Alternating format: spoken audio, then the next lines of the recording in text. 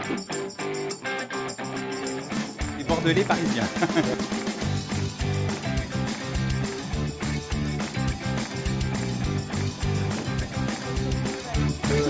Ça change tout. Alors, ce qui m'émeut beaucoup pour cette pièce, c'est que je rejoins deux parties de ma vie professionnelle. La partie parisienne et puis la partie bordelaise, puisque je suis la marraine du Trianon. Tout d'un coup, les deux se tricotent ensemble, grâce à Jean Martinez, et qui a rencontré Xavier Victon et Nicolas Delarge. Je suis ravi d'aller dans ce lieu, ce théâtre du Trianon, et puis découvrir donc un jeune metteur en scène que j'avais croisé incidemment il y a quelques années au Festival du Rire de Rochefort en Belgique.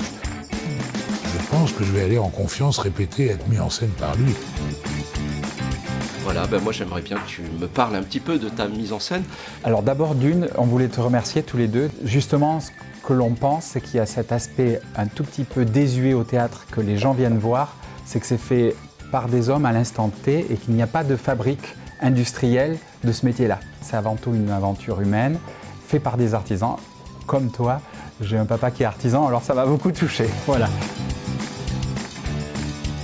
En fait, je vais faire rentrer ma mise en scène dans l'esthétique que Nicolas a décidé, dont je vais te laisser parler. Ils m'ont forcé à parler.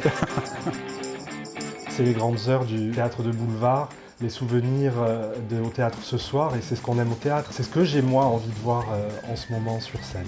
La comédie ne naît que de la tension. On veut surtout que le public ressorte en ayant vu un bonbon. Voilà. Une pièce bonbon. Je suis très excité de rejoindre l'équipe, de rejouer avec Armelle. J'adore les marques. Toi, je vais te faire la pause. Sur le côté. Toi, et tu regardes. La femme regarde le mari. Pour le mari, ça va chauffer. Ouh là là, ça va chauffer.